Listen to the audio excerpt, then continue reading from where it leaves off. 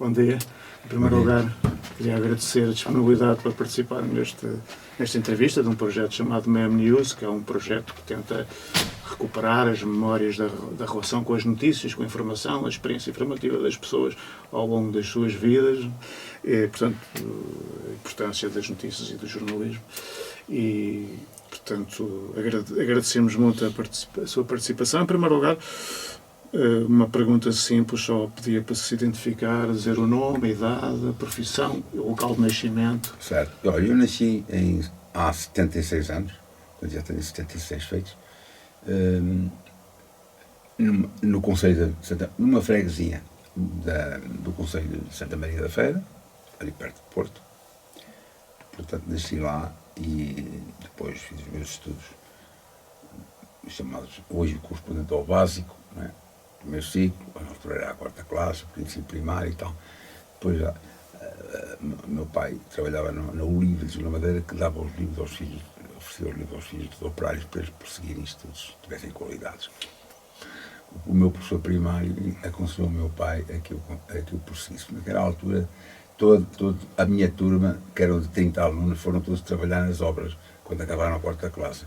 E eu tive esse privilégio de que meu pai pudesse, mas porque a tal Oliva facilitava isso e dava ajuda. Que era uma fábrica de máquinas de costura. Pronto. E meu pai então também ia perguntar isso, profissão dos pais, do pai já... meu pai era operário. Da Oliva. Da Oliva, e teve muitos anos lá, minha mãe doméstica, éramos 3 irmãos, e eu prossegui por aí, depois fiz a admissão, na altura chamava-se a admissão, ao ensino industrial, fui para a Escola Industrial de Santa Madeira. Depois o meu pai precisava, então arranjou maneira de vir trabalhar para a fábrica, não como operário, mas como empregado lá do escritório, e estive lá até aos 13. Aos 13, trabalhei na Oliva dos 13 aos 15. Não é? E isso era uma ajuda para os meus pais, claro. Os meus irmãos eram mais novos. Depois, dali, aos 15, pensei que tinha vocação para padre. E fui para o seminário. Pronto. Falhei a vocação, mas não falhei tudo que lá aprendi. Porque lá deram umas bases fundamentais. Bons professores, padres, quase todos. E isso foi para mim muito importante. Eu devo muito a isso. Portanto, viveu em casa dos pais até aos 15 anos. Como é que descreveria o ambiente familiar, em termos de social, económico? Meus pais eram operários, a minha mãe era doméstica. Minha mãe, enquanto eu trabalhava, ele trazia a chamada féria para casa ao fim de cada semana. Na altura era assim. Havia o mal, mas não havia miséria, havia uma relativa pobreza. A minha mãe, entretanto, também cuidava de um campo que fazia parte da casa no arrendamento global, e ela cuidava dos animais, era o porco, que havia a matança, que é uma coisa que eu hoje abomino, pronto, mas na altura aquilo... E ainda por cima criava uma vaca que dava o leite para casa, e depois ainda havia a cria, e a cria era vendida, e isto tudo rendia, não é? Como consegue descrever brevemente o interior da casa? A casa era uma casa rural com eletricidade já, porque nós tínhamos vindo de uma outra onde não havia eletricidade e viemos para essa. E essa casa era uma casa acabada de construir pelo seu proprietário, que era uma figura rica da freguesia, que arrendou a casa, incluindo anexo o tal campo. Pronto, e um quintal com muita fruta e tal. Aquilo era bom nesses aspectos, aquilo era bom. E vivíamos, pronto, medianamente. Não havia miséria, quer dizer, havia muita pobreza naquele tempo, à volta. Eram aqueles tempos em que, está a ver, tenho 76, fui para lá aos 9 ou 8 para lá viver, e os meus irmãos, e portanto está a ver que havia, já lá vão quase 70 anos que eu fui para lá. Pronto, tinham 8 anos. E então era assim, meu pai chegava da fábrica e ainda ia trabalhar no campo. Sentava-se num banquinho e tal, connosco e tal.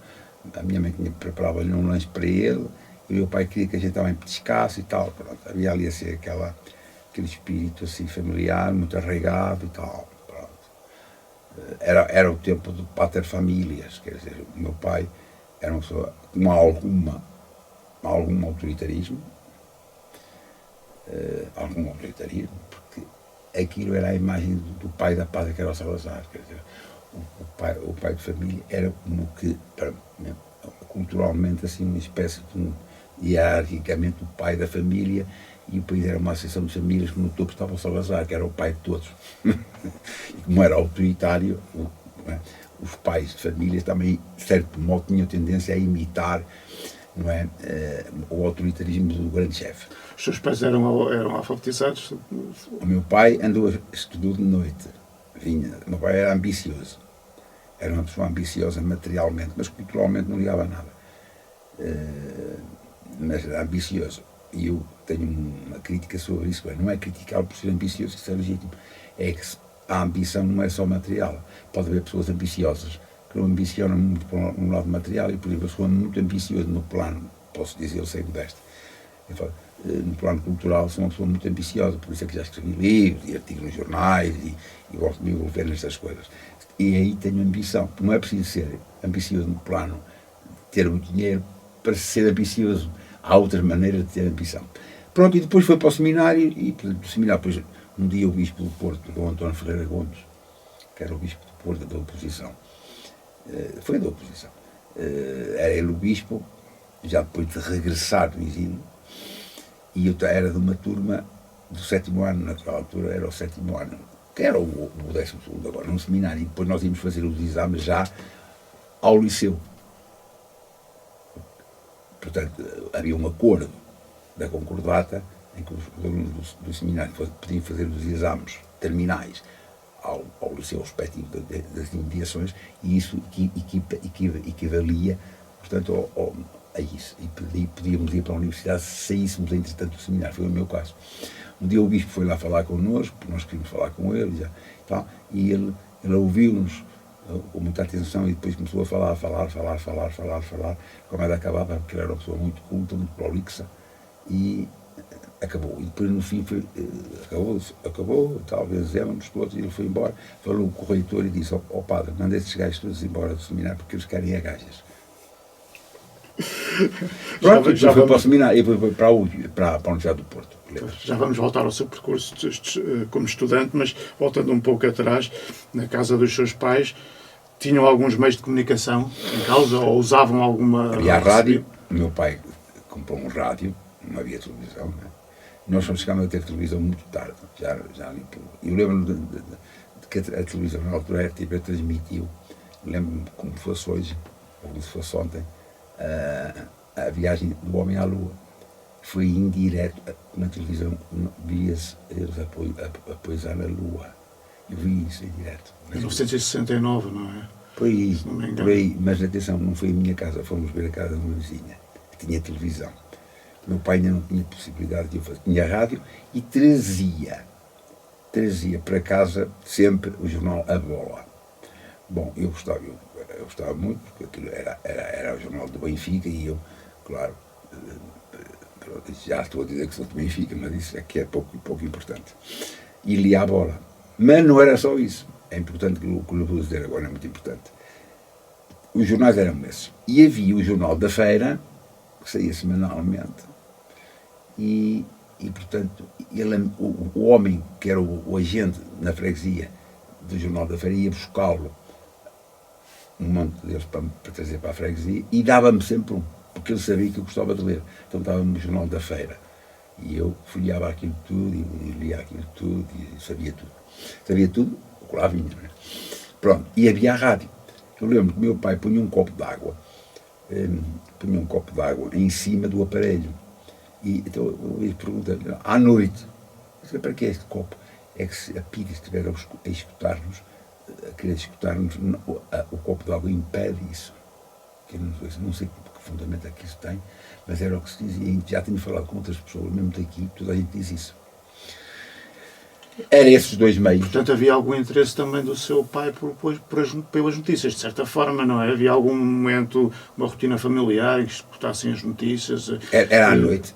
À noite. À noite. Lembras qual era a estação, ou quais eram as estações? Ele conseguia não sei se sintonizava, acho que sintonizava a Rádio Moscou.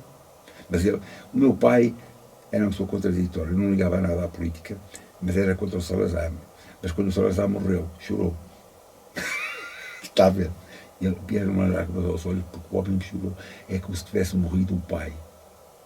E conseguia perceber porque é que ele era, de certa forma, contra o Salazar, por alguma razão. Ele dizia mal do Salazar, dizia, pronto, mas nunca, ele nunca votou. Havia aqueles votos fictícios não, as pessoas iam votar, não é? Mas lá o cacique da freguesia, que era agente da União Nacional, ia à casa das pessoas e o meu pai, António, tens aqui o time para votar e tal. Já lá vinha o voto, quer dizer, não havia escolha. E também havia oposição lá. Quase na freguesia ou na feira? Na freguesia. Eu sei que isso, quem eles todos são e o nome deles e tudo. Se eu lá estivesse a viver, já tinha feito esse estudo. E, portanto, depois havia uma coisa muito importante, sabe? Para mim foi, que era, havia uma carrinha da Gulbenkian que passava mês a mês nas freguesias e abria-se, o condutor abria aquilo, a caixa da carrinha, lá estava uma biblioteca. E depois ele, não sei como é que ele percebeu, como é que aconteceu, ia ver e tal, e ele perguntou, queres ficar com livros? Podes levar, e daqui a um mês entregamos. Eu levava 5, 6 livros. Ele leva os que quiseres e tal. Foi assim que eu comecei a ler a obra toda do Camilo, naquela altura, e li muitas obras boas, eu recomendava, mas formidável. É das coisas, para mim, acho que não há nada melhor hoje que aquilo. Porque aquilo era tão espontâneo, tão próximo, tão à procura da cultura, estímulo e tal, que eu hoje não sei se coisas dessas, não sei se ainda existem. Há outras maneiras de incentivar a leitura nas escolas e tal, mas aquilo, para mim, eu li aquilo tudo. O homem gostava daquilo. Eu era o único que ia dentro da carrinha, não há ninguém lá ia. E ainda estou a ver a cara do senhor. E li muitos livros assim. Lia na cama à noite e durante o dia, depois à noite, como havia luz, eu ia para a cama e lia na cama. E depois eu adormeci, o livro caía pelas pernas abaixo ou pelas mantas, e a minha mãe lá vinha apagar a luz e tirava-me o livro e cobria. Muito bem. E lembra-se de alguma ocasião que tenha, em casa dos seus pais ainda, em que tenham comentado alguma notícia da rádio ou do jornal local com o seu pai ou com a sua mãe, ou entre eles, ou entre todos? Sim, ali, como já disse, não se falava muito de política. Depois do 25 de Abril começou-se a falar. Lembro que o meu pai e a minha mãe, nós e meus irmãos íamos no dia do 25 em que houve as primeiras eleições para a Constituinte. Ainda eu lá estava, mas atenção, eu estava lá para votar, porque eu estava lá licenciado, mas eu já era em 76, né, eu já era professor. Eu tinha vindo da guerra do ultramar. 75 foi as eleições para a Constituinte, não é? Não, 76. 76. Ou 75. Constituinte, e para 76 primeiras eleições, não é? Então fomos votar e fomos todos, os 5, todos juntos, fomos votar. Ainda lá na freguesia. Sim, mas eu já era professor e portanto, não vivia lá. Estava era lá recenseado. E então fui lá, fomos todos votar e tal. Porque eu vivia, eu entrei vim do ultramar, vou do ultramar, e estava a concluir a licenciatura que me foi interrompida pela mobilização. Então, em filosofia. Então vamos agora ao seu percurso escolar para seguirmos a linha, se não se importa. Depois, portanto, já disse que esteve no seminário, não é? Sim. E a partir daí, depois como é que foi? No seminário, fui fazer o exame, candidatei-me, porque era isso que estava acordado, ao liceu, que na altura era o mesmo liceu que se chamava, antes do 25 de Abril. E qual foi o liceu? Era o liceu No Porto? Dom Manuel II. Era o liceu Dom Manuel II, que agora é o Rodrigues de Freitas. Ali. E em frente, do outro lado, era a Carolina Micaelis das meninas. E nós éramos cá embaixo dos meninos. Lembro-me que eu frequentava os professores no seminário que não eram inferiores aos professores do liceu, mas o professor do liceu tinha lá tinha o Oscar Lopes, por exemplo, o Oscar Lopes era um senhor, independentemente lá da política dele, se não me interessava, me interessou-me foi a cultura dele e a atitude de simpatia a estimular. E eu era o doutor António Salgado Júnior, que era o autor do livro da literatura portuguesa. Não era portuguesa, era sexto e sétimo era literatura portuguesa. E saiu no exame o Camilo, que eu tinha lido. É mais novo. É verdade. E então depois do lá, liceu? fiz o primeiro ano e depois e daí fiz a nota, fiz os exames que tinha que fazer no liceu. A literatura portuguesa tive 15, que foi uma excelente nota, e a minha média foi 13,5, com 13 em global. 13,5 dava-me. Não, precisava de subir a nota numa disciplina para ter o 13,5 para, numa sentada, batado escolho, não gosto disso. De uma sentada, e entrava direto na universidade, porque não precisava, e não fazia o exame de admissão. E tinha direito a bolsa de estudo, pela média. Então o que é que eu faço? Estudo todo o verão a cadeira de grego, que fazia parte do currículo. Estudei aquilo tudo. Não, minto. História Universal. História, ela ficou-me sempre aqui a história e agora escrevo. E tinha feito, precisava de subir 2 pontos a média da escrita numa oral. A oral era para subir a nota. Não me lembro como se fosse hoje, vejo o professor. Vejo a figura dele.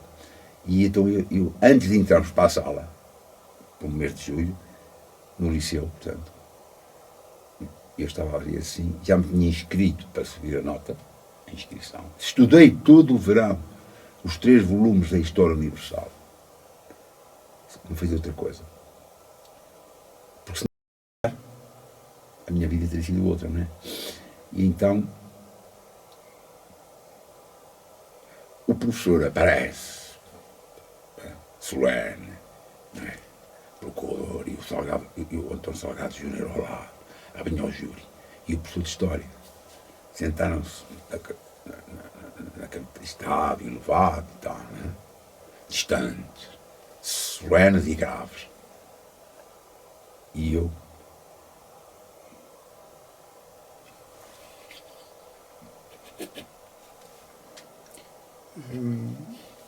nessa altura, tudo não há problema, esteja à vontade. Nessa altura suponho que já estaria também a viver não fora de casa, não é? Não voltou para casa depois do seminário, não é? Sim, não, vivia no Porto, com colegas. Tinha a bolsa de estudo, porque a tal nota de História subiu-me. Ele esticou-me durante 3/4 de hora. Pois, foi um teste a sério, não é? Quando eu lhe disse, doutor, no princípio, eu venho tentar subir a minha nota para ver se tenho acesso à universidade e tal, bolsa de estudo. Então, e que nota que teve? Tive 15 de História, também como em literatura, mas precisava de subir História. Eu tenho para quanto? Eu tenho que eu preciso ter um 17. E ele riu-se, isso, tirei a ideia, mas vá lá, a gente vai ver. Vamos ver isso. Bem, quando chegou a minha vez de criar um calor na sala, como faz ideia, e havia alguns que estavam pelo mesmo e tal.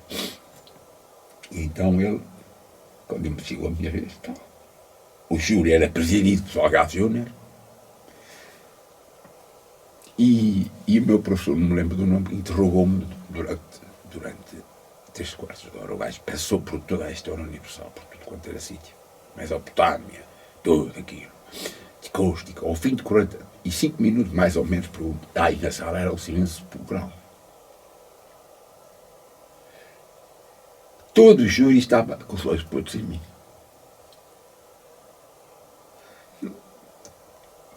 Não me estou a enaltecer. Não, mas foi uma coisa decisiva na sua vida, não é? Aquele momento, exatamente. Foi decisiva porque era um corte. Ou eu ia para a universidade, se tivesse bolsa de estudo, porque o meu pai não podia, porque a bolsa de estudo permitia-me, que o Estado me deu na altura, permitia-me viver no Porto. E o professor ao fim perguntou-me assim, olha lá, tu o que eu tenho que precisar? Eu preciso de um 16. Eu digo, o senhor vai embora com 17. Excelente. Maravilha, maravilha. Fui para a universidade, fiz o primeiro ano. Filosofia? Letras. Letras. Filosofia, primeiro ano, pedi adiamento, e naquela altura ainda se dava o adiamento da incorporação para efeitos de estudo universitário, mas no segundo já não deram. Eu passei, fui o melhor aluno da turma, era o Abranches de Sobral, o diretor, o senhor, de pai 2 metros de altura, era um grande mestre. E ele, ao fim, eu tive 14. Naquela altura, os costumes eram estes. E olha, tu, se tiveres juízo, continua, fores um bom aluno, podes um dia fazer carreira por aqui. Mas depende de ti. Pois, mas também não depende só de mim, porque a minha tenho que pedir adiamento a ver se consegues. Fui pedir a numa dela, fui para a tropa. Fez o primeiro ano, Fiz. depois foi interrompeu. E depois, quando regressei ao abrigo da lei militar, fiz a estudar e depois fui trabalhar no ensino e concluí, fazendo exames orais e escritos nas cadeiras do meu curso. Falando agora deste período, para tentar fazer a relação com as notícias, esse período em que já estava a residir no Porto, não é? O final Com o do dinheiro que liceu, recebi a na bolsa, tropa. não é? Não, mas depois quando vim Da tropa te voltou a ter... Não, porque tinha lá economias que eu recebia. Okay. Pagavam-me na vida militar, como eu era alferes, pagavam-me uma parte vinha para cá, uma parte ficava lá. Vinha para cá, ficou na minha conta. Quando eu cheguei, foi ali que me permitiu viver no Porto, fazer os exames. E depois, quando fiz o bacharelato, ao abrigo da lei militar, fazia exames mensalmente, o bacharelato concorri ao ensino e entrei. Gostei de ganhar, nunca mais saí do ensino. Nesse período de estudante, quer antes, quer depois da incorporação militar, houve alguma transformação na relação com a informação, com as notícias? Começou a procurar outras coisas, a consumir outros órgãos? Sim, sim. Ali havia, eu sei, tenho algumas vivências. Eu tinha vindo do seminário, portanto, há um ano, e portanto eu estava muito ingênuo nestas questões da política, já lhe digo. E eu costumo dizer que nada fiz contra o regime, mas também não fiz nada a favor. E é verdade. Mas comecei a conhecer ali gente e tal, que andavam ali à volta da oposição estudantil, por exemplo, havia colegas da faculdade. Isso. Mas já há cursos mais anos à frente de mim, por exemplo, havia um Batista, que era, portanto, líder de uma organização, um grupo que tinha saído do PCP, havia aquilo tudo, e comecei a entrar naquele mundo. Lia, bom, vamos lá ver, eu lia os jornais do Porto, que era o Comércio do Porto, o Jornal de Notícias do Porto, que ainda existe, não é? Eu lia aquilo, assim, 1º de janeiro. Eram os 3 que existiam, os 3 diários. Eu lia aquilo tudo. Ia muito para a Biblioteca Municipal do Porto, que era fantástico, ainda é. Não é? E depois comecei assim a ler umas coisas, mas aquilo passou depressa. Eu tive excelentes professores. Uma delas era a História da Cultura Clássica. Aprendi muito com essa senhora, que era a irmã do Sá Carneiro, a Laura Sá Carneiro. E já depois de vir do Ultramar, e retomei o segundo ano, ela continua a ser minha professora. Eu gostei sempre dela. Em relação às notícias, depois de vir do Ultramar houve alguma transformação? Sim, já tinha uma visão diferente? Sim. Começou a procurar outras coisas, Sim, ou ouvir, sim. ou a ver? Não, mais na política, não é? Na política. Mas mais os jornais? Ou os jornais, militância, não. Mas comecei, pronto, mas entretanto comecei-me a interessar pela política, claro. Toda a gente naquela altura se interessava a descobrir o mundo da política, a importância que a política tem na vida das pessoas e tal. Li os jornais, comecei a ler. Eu nunca fui muito para o Avante, mas pronto, não era do PCP, não é? Mas pronto, era uma pessoa que procurava informar-me ou autoformar-me e tal. Mas trabalhava também, talvez. Trabalhar e estudar, e depois fui para aqui. Mas era sobretudo os diários do Porto nessa fase? Era os diários do Porto, sim, também. Havia aqueles jornais nacionais, como por exemplo, havia aqueles jornais do Século, e havia um outro que era o da tarde, do Vespertino também, que existia na altura. E o Diário de Lisboa. O Diário de Lisboa era esse livro, muito que eu li, era esse, pronto. E rádio? E rádio, não, aí era já a televisão, está a ver? Já a televisão. Era já a televisão. Lembra-se de algum acontecimento, alguma ocasião desse período que tenha a ver com a televisão? Bem, eu vivi ali. Portanto, aí estamos a falar dos seus anos quando tinha 20 anos, por aí, 20 mais. Já 22, portanto. E eu, 23... Portanto, estamos a falar aí já de 1970, por aí. 70 e tal. Não, quando eu vim do ultramar, eu vim do ultramar em 74, já feito o 25 de Abril. Já veio depois da Revolução. Revolução. Para lá, em 70 aqui fiz um ano de tropa. Depois formei batalhão para ir para Moçambique. Estive lá de 72 a 74. Quando vim de 74 foi em novembro, já o 25 de Abril tinha ocorrido. Ok. Portanto, televisão antes do 25 de Abril foi antes de ir para o ultramar. Alguma coisa. Alguma coisa que se lembra dessa fase? Sim, quer dizer, aquilo é... Falou há pouco... Diga, desculpa. Eu lembro-me muito na televisão daqueles programas que, portanto, daquele senhor que era... fazia um comentário. Se bem me lembro... Vitorino Mendes. Isso. Fantástico. E depois havia um outro que era um senhor que fumava charuto, até na televisão fumava, que era da literatura. O David Mourão Ferreira. Isso, o David Mourão Ferreira, os nomes escapam. Pronto, havia vendo isso e tal, e as notícias e tal. Pronto. Isso influenciou-me bastante no plano cultural, está a ver? E a informação, estava sempre a procurar, aliás, eu tinha o hábito dos jornais, eu adorava jornais, usava acima de tudo, e era jornais, comprava e tal, sentava-me lá num café a ler, que ainda hoje gosto disso, de ler num café e tal. Mesmo livros, ainda hoje vou para um café, nunca vou sair um livro na mão, mesmo aqui. E, ainda ontem, por exemplo, eu faço isso. É um prazer para mim, sabe? Eu preparo muito os meus livros, já ando a preparar um outro. O terceiro volume do Mental Praia, que deve ser para o ano. E é muita coisa de preparar num café. Dá-me prazer aquilo, para fazer apontamento. E na altura fazia isso solitariamente ou era com colegas e amigos? Sabe, eu vou dizer uma coisa. Levavam os jornais para o café e comentavam? Não, eu vou dizer uma coisa que tem a ver com a minha idiosincrasia. Não interessa se não será a mais simpática, nem será a mais coisa. Eu sou uma pessoa que... eu sou uma pessoa, vá lá ver, eu sou assim como uma espécie de uma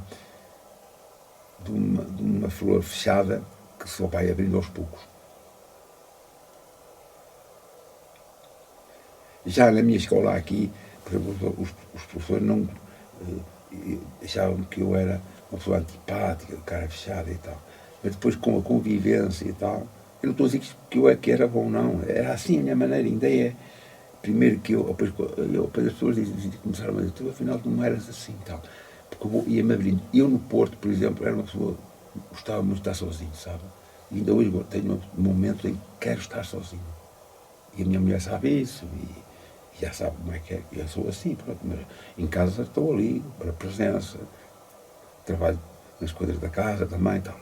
Mas tenho um momento em que quero estar sozinho. E isso já vem daquele tempo. Sabe? Mas já há bocado mencionou um episódio de coletivo que foi a chegada à Lua, não é? É capaz de descrever isso? Lembra-se onde é que foi, onde é que assistiu, com quem, o que é que se dizia? Aqui atravessávamos da rua e estávamos em casa da pessoa que tinha a televisão. Tivemos lá de madrugada, até a madrugada a ver aquilo a poisar.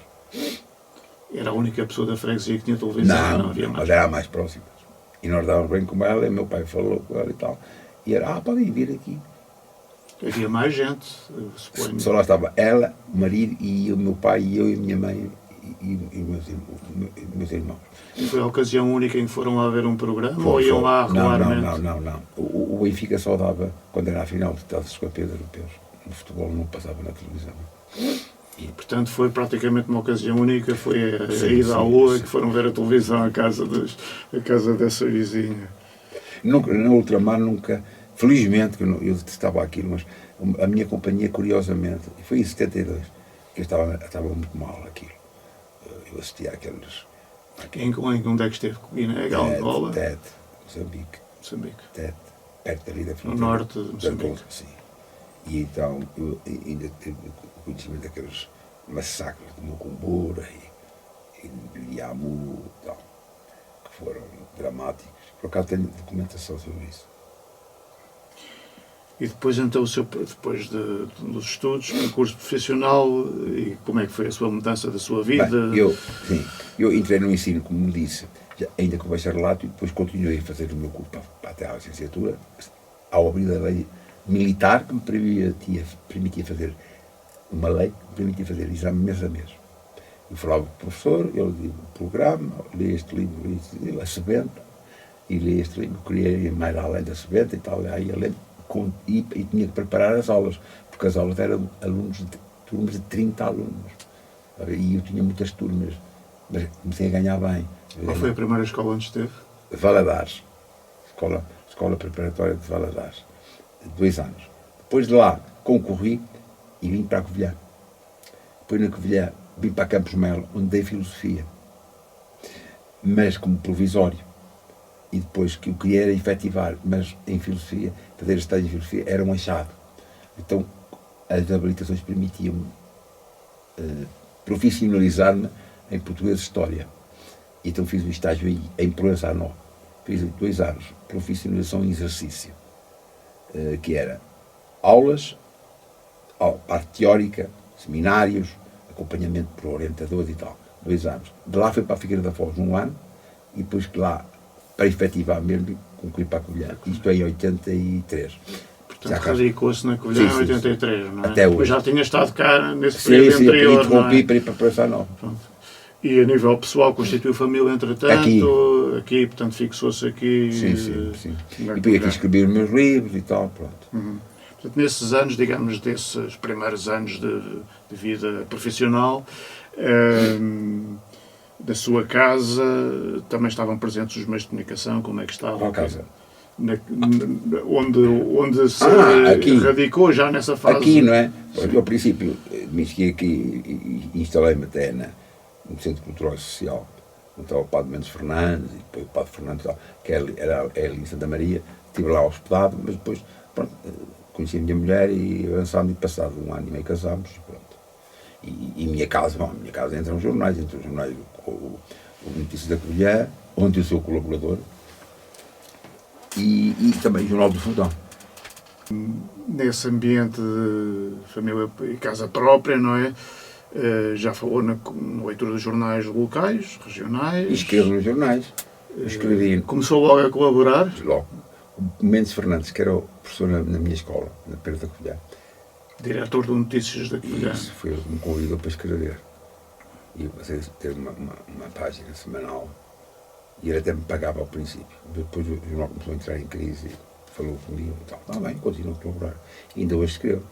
Todas as semanas, esta semana saiu um artigo sobre o problema da habitação meu e tal. Também escrevi no Fórum, que é um jornal mais recente, e o Jornal do Fundão algumas vezes. E na rádio, ainda esteve aqui a participar na rádio Fórum. Não sei se sabe, conhece. Sim. Fiz parte com um painel. Sim. Um painel com outros. E nos anos, voltando então aos anos 80, outros meios de comunicação nacionais, jornais, rádio, televisão, quais é que eram os seus hábitos? Bom, nessa altura? É o público e o expresso. Nos anos 80 o público... O povo ainda não existia. 89 não. É por aí, sim. Ou 90. Sim, mas foi um jornal de referência para sempre. Desde que apareceu. Sempre. Leio sempre. Quer a parte noticiosa, quer a parte, mas sobretudo a parte da opinião. Gosto muito e reportagens e revistas que eles têm e tal. É um jornal muito independente, um estatuto editorial sedutor. Sedutor, isto é, correto, adequado, e pronto, basta que eles, por exemplo, eles tentem noticiar a obra da lei de imprensa, mas, por exemplo, artigos de indivíduos do Chega não aparecem lá. Aí é o direito que eles têm. Não? É a linha editorial. Hã? A linha editorial do jornal. A linha editorial, eles lá escrevem, todos os partidos lá escrevem os seus artigos e tal. E as pessoas independentes também escrevem, não é? E hábitos de consumo de notícias em rádio ou televisão, Rádio, programas informativos, sim, não. Eu não estou a falar do momento atual, mas ainda desse período, 80. Havia só um canal, não é? Só televisão. Em 90, que depois o Cavaco Silva abriu aquilo aos privados. E pronto, aí eu sou muito seletivo. Quer dizer, o telejornal, ainda hoje, como sempre, víamos eu, minha mulher e tal, meu filho está aí a trabalhar, mas está em casa própria. E portanto, nós estávamos eu e a minha mulher e comentávamos aquilo que aconteceu, isto e aquilo, vamos comentando as notícias e tal. E um ou outro painel de debates, aquilo, por exemplo, o princípio da incerteza é o meu preferido pela independência de espírito que o Chico Pereira tem, não é? E gosto muito também do outro, como é que se chama aquele onde está o Daniel Oliveira O eixo do mal na SIC. isso, isso. Não gosto nada da senhora, mas temos de ser plurais. Mas gosto muito do Daniel Oliveira e do Pedro Marcos Lopes. Gosto muito desses dois. De resto, em termos de painéis, não perco. Isso em programas informativos ou noticiosos mais antigos, lembra-se alguma coisa? Lembro-me costumasse ver? Bom, já não me lembro assim, mas reportagens, por exemplo. Ainda não havia ainda não existia a modalidade do jornalismo de investigação, sabe? Agora há aqueles da Falgueira, em que aparece ali, portanto, as reportagens que são muito importantes. Não é? Mas, por exemplo, eu sou muito crítico, porque assim, quando chego à noite à hora do telejornal, já durante o dia na net já vi as notícias todas. Agora o que é que me interessa? Quero ver, agora por causa da guerra, assim, lá os comentadores, alguns generais interessam-me lá, os 3 putinistas não me interessam nada. Há três generais putinistas, não é? Como sabe. Quem nos chamou foi o Expresso. Quando começou a guerra da Ucrânia, a invasão da Ucrânia, na semana seguinte, o Expresso trazia a primeira página, a fotografia de 3, dizia assim: há generais putinistas em Portugal. E, de facto, confirmou-se que o são. Da maneira como, é o direito deles, quer dizer, em termos de pensamento, mas pronto, isso é estranho, mas pronto. Agora, pronto, mas eu lembro-me de, sabe, a década de 80 a mim, antes ainda, e até a última de 70, e a década de 80 era muito importante aqueles debates, por exemplo, Cunhal, Soares, Sá Carneiro, aqueles debates, sabe, os debates profundos, longos, em que se ouvia e tal. Agora não, isto agora, quer dizer, eu não posso ser meia de elástico, mas bota de elástico, mas de facto, quando comparo com a performance daqueles homens e mulheres, como por exemplo a Luz Pitacil, e assim, está a ver, não é que fossem melhor ou pior, eram diferentes e não havia a agressividade que agora existe, por exemplo, até nos painéis onde deviam ser isentos. Assim que para mim uma vez já classifiquei, e até na rádio disse isso. Agora há uma rádio, há uma televisão, há DTV. Bom, é uma maneira irónica de dizer que a orientação editorial da SIC, agora parece que está a mudar um bocadinho, era muito pró-ADA, mas isso é o problema deles, não é? A gente depois é que tem que filtrar e saber que temos que lidar com isto e tal. Mas aqueles debates, muita atenção me chamou na década de 70, 80, finais de 70, princípios de 80, foram os grandes debates entre políticos, aquelas pessoas que, como eu disse, Soares, o Sá Carneiro, que infelizmente morreu cedo, não é, com aquele acidente, e o Pinto Balsemão, e outros, aqueles, o Rui Machete, o Mota Pinto, uma figura importante, não é, que eu considero, não é, e pronto. E ainda me lembro uma vez, a propósito das leituras, já agora este episódio que é interessante, havia um deputado do PS de Aveiro, já morreu, era como era o nome dele? Streste Monteiro, lembra-se dele? Era um deputado do PS, estava no Parlamento, este gajo, que já faleceu infelizmente. Então já o Paulo Portas estava. Bom, e como se sabe, ou pelo menos disse, Paulo Portas tem uma orientação sexual muito própria dele, que ninguém tem nada com isso. Ou consta, não é? Que eu nunca falei com ele. Dizem, isto, o que eu estou a dizer é correto da maneira de formal, quer dizer, não estou a dizer que é ou que não é. Nem nada de condenatório, porque eu não condeno essas pessoas, nem tenho autoridade moral, nem intelectual, nem tão pouco tenho qualquer coisa, está a perceber? Pronto. E então, o Paulo Portas, tendo ou não, ou parece que tinha essa orientação muito própria dele, respeitável, terá, ou deu uma entrevista onde atacou forte e feio no Parlamento, ou no PS. Então, como é que o Streste Monteiro reagiu? Bem, isso ficou na história, não sei se lembra disso, mas eu nunca me esqueci. Escreveu num jornal, aí fui um bocadinho coisa, mas E ele disse: Manifesto Antiportas em português suave. O português suave é um eufemismo para dizer sem referir nada, mas referindo ao mesmo tempo à questão pessoal. Mas recorda-se desse artigo no jornal, de ter lido? Não foi no Público, porque o Público ainda não existia. E agora recuperando um pouco os jornais diários do Porto, acontecimentos locais, isso, alguma coisa que eu tenha marcado? No Porto? Sim, os jornais nacionais? Ou sim, mas já aqui ou ainda lá, quando eu vivia lá, porque agora... Quando veio para cá deixou de ler esses jornais? Não, mas o JR aparece aqui. Leio o JR. Manteve a leitura do JR. Sim. E o JR é um bom jornal. Portanto, eu, por exemplo, em termos de leitura, eu procurei sempre a informação. Quer aqui, quer lá. Mas no Porto, porque era uma cidade, agora não sei como é que aquilo está, acho que aquilo é uma confusão, mas quando eu lá estava era assim. Eu ia na rua, de Sedufeita, e vinha o elétrico, daqueles carris e tal.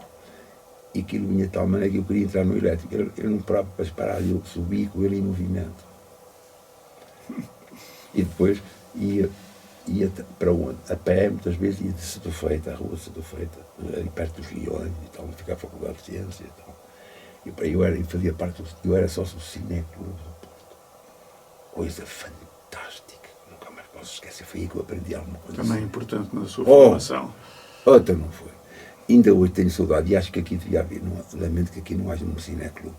Já falei uma vez com a... Já houve em tempos. Mas pode-se reativar. Claro. E nessa altura ainda estamos portanto agora como regressámos ao Porto, ainda estamos antes do 25 de Abril, tinha a consciência da existência de censura. Alguns anos. Pois, nessa altura tinha consciência de que existia censura tinha, e confiava nos meios de comunicação ou não confiava? Eu não confiava muito, até aí já tinha chegado. A minha maturação política foi lenta. Muito à base de como é que é isso e tal. Mas, sempre aberto e tal. Agora, há uma coisa, e frequentava muito as livrarias. As Figueirinhas, a leitura. A leitura já não existe, acho eu. E ao lado dela, uma brasileira, que agora uma livraria na Avenida de Ceuta. E a leitura. Eu ia para a leitura, aqui tinha livros fantásticos, caros. E então eu ia para lá. Mas atenção, um empregado, como viu, andava muito por ali, ia para ver certos livros e dizia assim: nem pensa em levar isso. Então, isso está abaixo do olho da censura, amigo. Esse episódio é fantástico. Foi um dos episódios que o alertou para a existência da censura. Foi por aí. Mas também houve um episódio, esse negativo. Negativo não, que eu não estou arrependido. Eu ia lá, a gente quando atravessa a Praça da Liberdade, sabe? A Avenida da Câmara, aquela praça enorme. Pela parte de baixo, lá em cima é a Câmara, não é? Cá em baixo, depois há uma passagem subterrânea que dá para a estação de São Bento. Eu conhecia aqui tudo com os olhos. E subia-se por ali e dava acesso lá em cima à avenida, à rua Santo António. E ao cimo dessa rua havia uma livraria fantástica, que eu, como estudante universitário, primeiro ano, né, precisava, fui lá ver aqui, eu precisava tanto deste livro. E era inverno.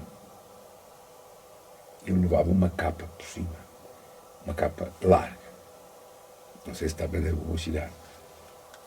Não está a ver. Imagino, mas diga. E eu li este livro e disse: não posso comprá-lo, mas tenho que o levar. Julgando que ninguém me estava a ver,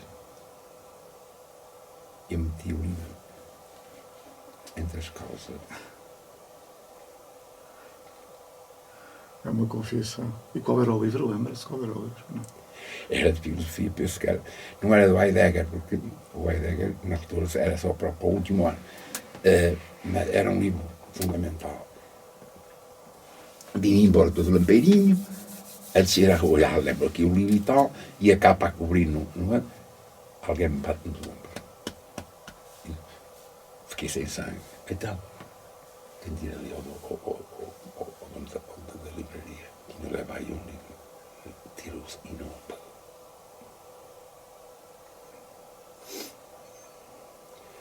Fui lá ter com o homem, fui ao gabinete dele, o senhor, assim, já meio curvado, via só que era um leitor. Gostava do que estava a fazer, não era só um negociante, era um leitor. Então o senhor, quem é? De pé. Então o senhor veio fazer uma coisa desta. O senhor quem é? Diz, então, olha, eu sou estudante universitário. Tem curso de filosofia. Pois o livro é de filosofia, é. Aí não está a mentir. Mas diz a verdade que roubou o livro? Sim. E porquê? Porque não tinha dinheiro para comprar e preciso dele. Desculpa. Ele ficou assim a olhar para mim e disse, não leva o livro, mas aceito as suas desculpas. Depois compreendeu a situação.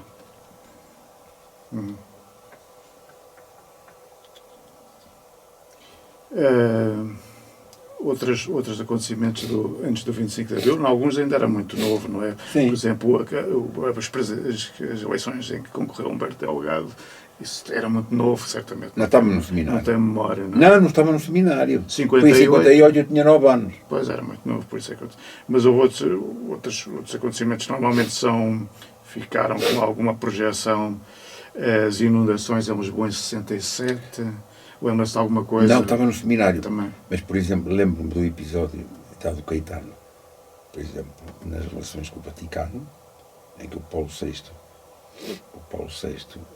houve aquele episódio quando ele recebeu os líderes africanos, lembra-se disso? Paulo VI. Nós estávamos todos a ver, e depois quem é que fala? Por causa do som. Não pôr a mão à frente. Quem é que falou?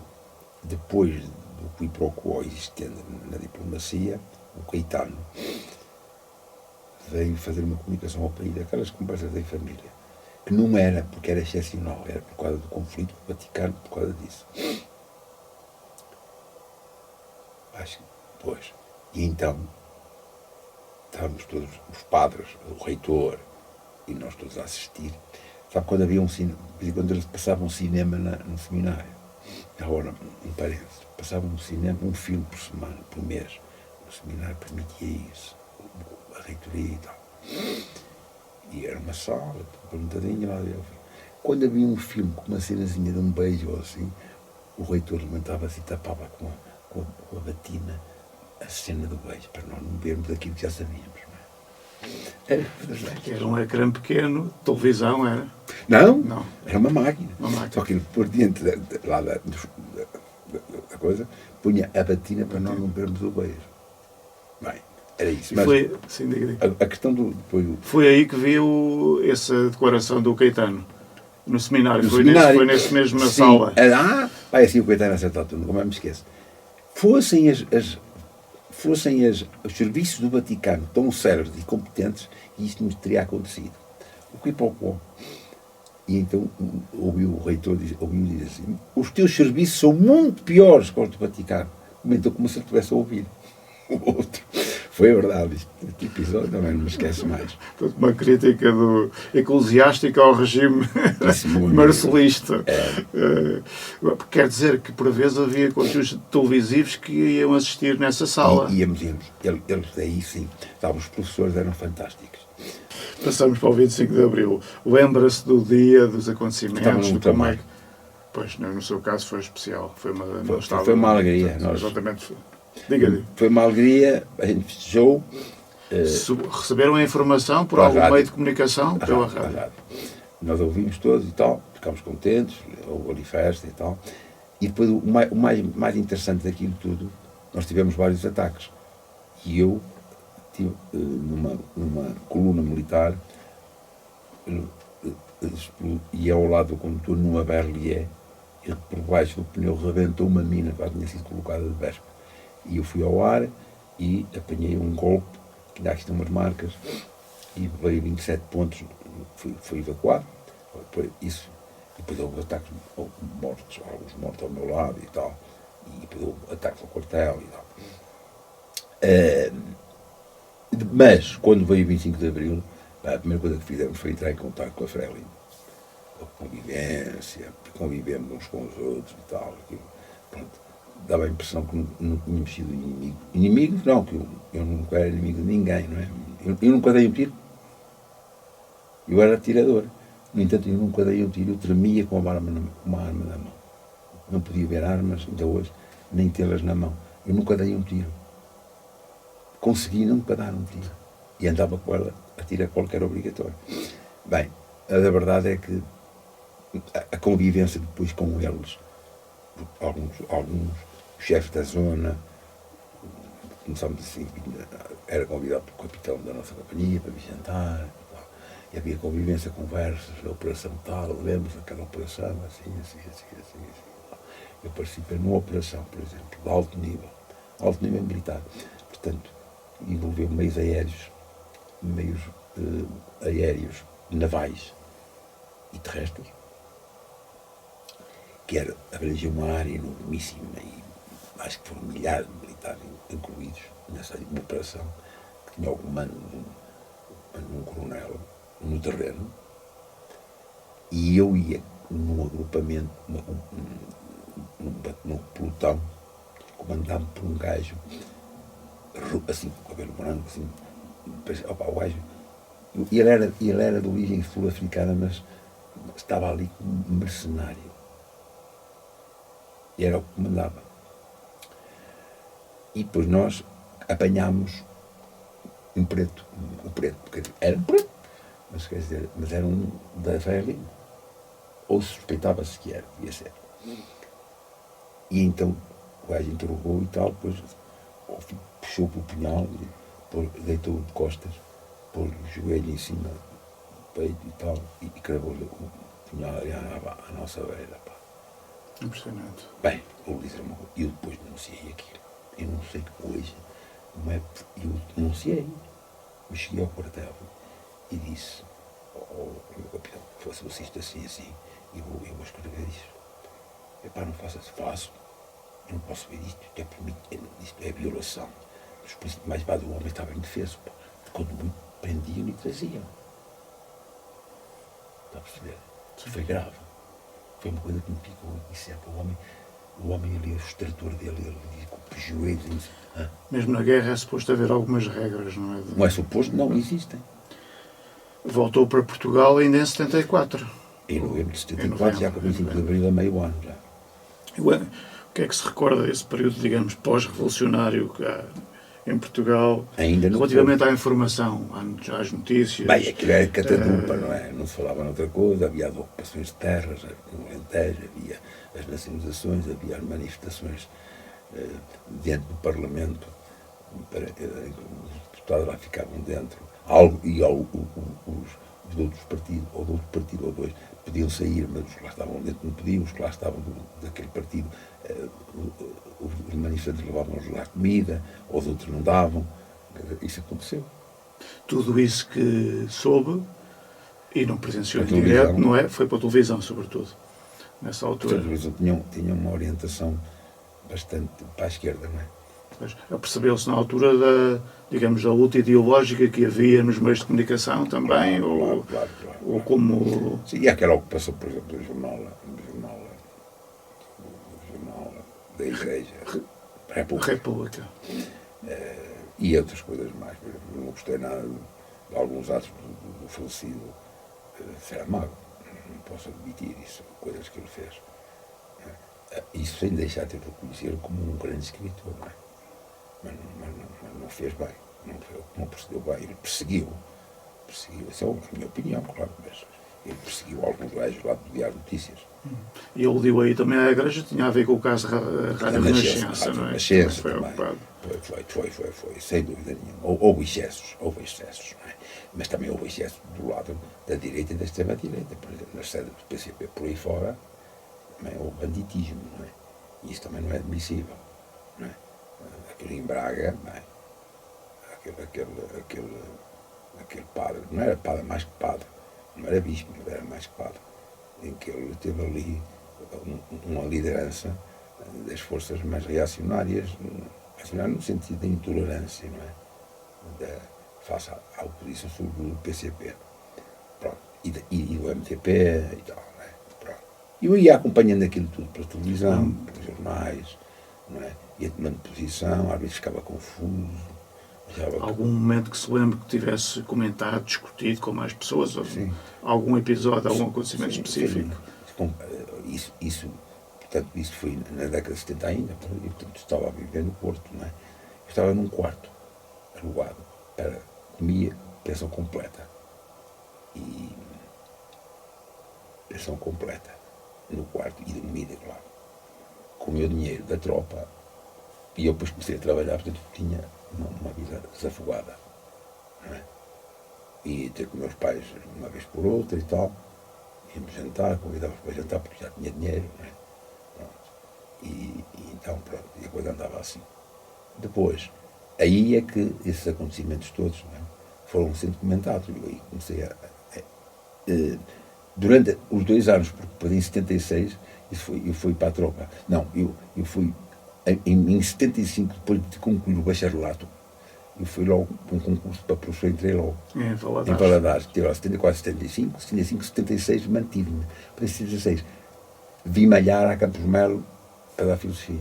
E nessas primeiras escolas, a de Valadares, nomeadamente, que apanhou ainda esse contexto, de certa forma, pós-revolucionário, não é? Havia ali discussão Então, sobre notícias, sobre acontecimentos com os colegas professores? Havia Lembra-se de alguma situação? Havia várias correntes. Havia várias correntes ali, claramente, na sala de professores, havia várias correntes, discussões entre os que eram mais para a esquerda, PC, UDP, não é? E mais para o centro, PS, e mais para a direita, PSD e tal. Isso manifestava-se também em órgãos de informação diferentes que as pessoas usavam? As pessoas, quer dizer, não havia o jornal de referência que é o Público, mas já havia o Expresso, o Expresso veio antes do 25 de Abril, não é? O Expresso era muito lido. E no Porto, eram os jornais do Porto, né? Mas, apesar de tudo, havia companheirismo, amizade, fazíamos festas na escola, fazíamos almoços, jantares, nas festividades, etc. E era boa malta, evidentemente. Avançando agora no tempo, outro momento, digamos, com importância histórica para Portugal foi a adesão à Comunidade Europeia. Lembra-se disso através de notícias? Na cerimónia do através da televisão? Sim, nos Jerónimos, né? Foi importante. Eu segui isso mais ou menos, acompanhei isso e achei que era uma mudança estratégica para Portugal. Não é? E aí havia uma mudança estratégica, Portugal estava fechado. Em termos internacionais, a abertura do Caetano foi, em termos internacionais, foi Caetano, embora os acordos com a CIE tivessem sido feitos já com ele. E havia uma corrente, o Salgueiro e outros que eram o Xavier Pintado e tal, que até estiveram aqui no grupo de estudo da Copa da Beira, o Salgueiro, o Xavier Pintado e outros falaram. Mas, e essa linha, essa ala do Caetano, era pró-europeia. Portanto, já defendia, portanto, os acordos, achava-se que, de facto, Portugal, isolado não, sim, estava isolado, não tinha viabilidade concorrencial e tal. E aqui, os granifícios, por exemplo, nessa altura, sofreram os efeitos não da adesão, porque haveria mais tarde, mas já estavam a anunciar decadências face à concorrência que certos... E havia os acordos de Portugal com Portugal, assim, que protegiam os acordos que já vinham da EFTA e tal, que protegiam, em determinados aspectos, a nossa indústria para darmos tempo a aproximar-nos da coisa.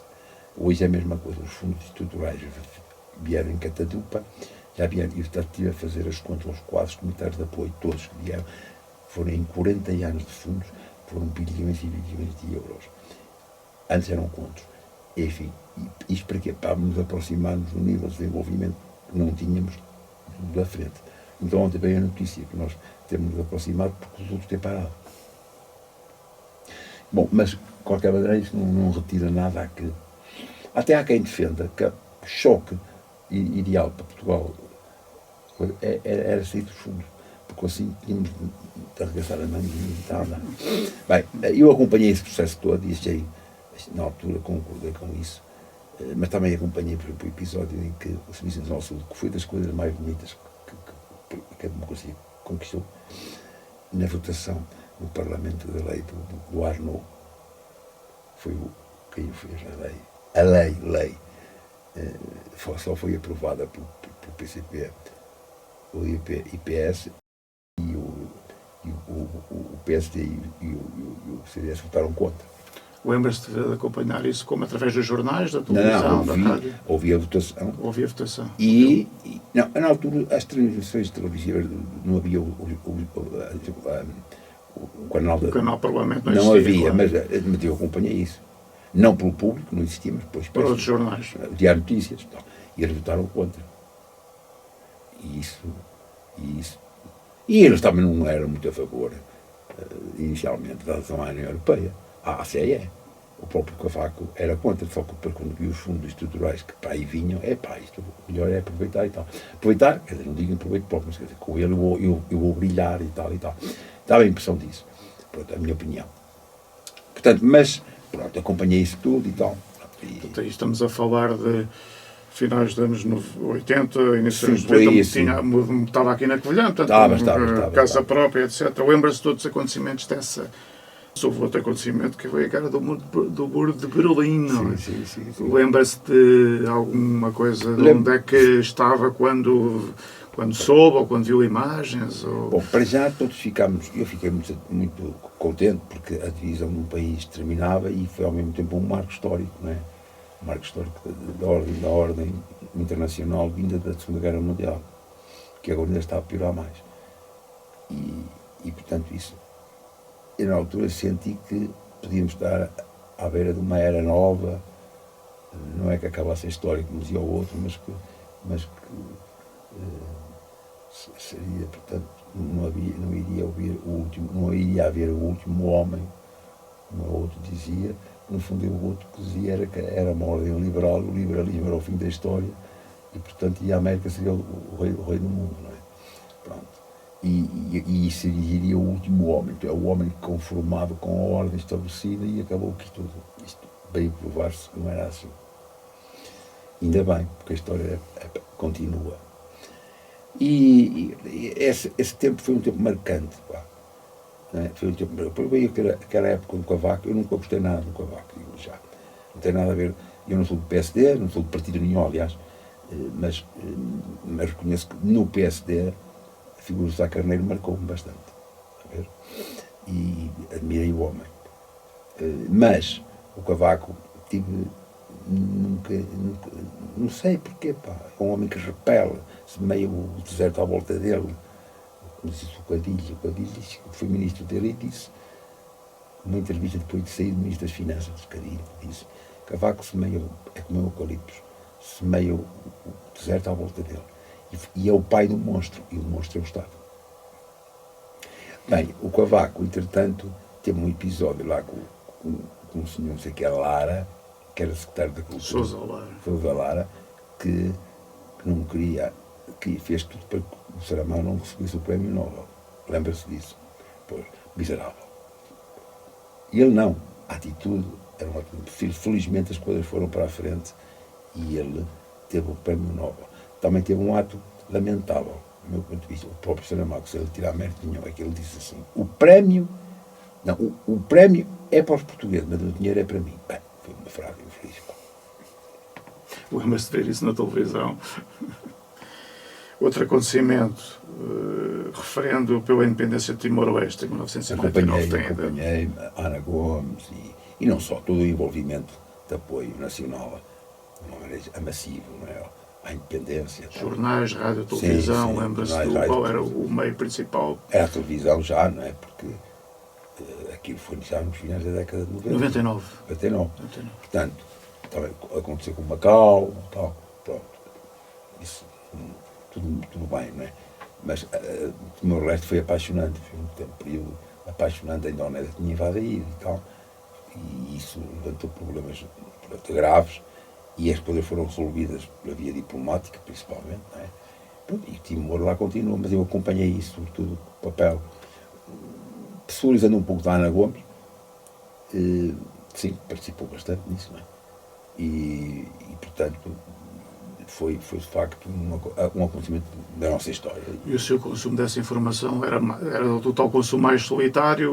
Não, ou era em lembra-se casa, de discussão com comentava, familiares ou colegas? Familiares, ou... colegas, sim, na Também. escola e tal, sim, sem dúvida. Mesmo na escola havia, lembro que na escola houve, a minha escola ali no Pedro da Covilhã, houve não manifestações, mas houve trabalhos dos alunos, exposições dos alunos, fazia parte do nosso projeto educativo para aquele ano. E portanto, viveu-se muito aquilo, não é? E cantou-se e tal. E, sem dúvida que foi, pronto. Eu recordo, tenho bem presente esses acontecimentos que foram positivos para a nossa história, não é?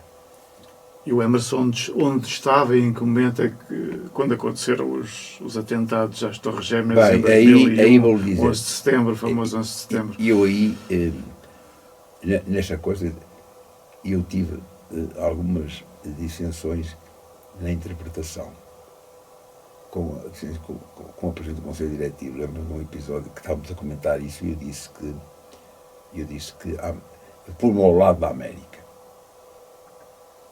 Porque ao lado da América contra os terroristas.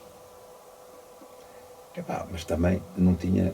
Recentemente comecei a ver coisas segundo as quais aquilo está sido preparado pelos próprios americanos. Isso é polémico, não é? E não tenho base factual suficiente para afirmar isso, nem para escrever sobre isso, por exemplo. Mas que aquilo terá sido o ponto de partida para que a América decidisse, em nome do combate ao terrorismo, tomar conta do Médio Oriente. Há quem tenha essa ideia. Eu não sei se é verdade, se não é. Sei é que eu, na altura, achei que aquilo que eles fizeram foi de tal maneira bárbaro, mas depois vieram-me dizer que aquilo foi planeado pela CIA e pelo Pentágono, não sei o quê. Eu tenho muita dificuldade em acreditar nisso. Não sei. Talvez uma teoria da conspiração.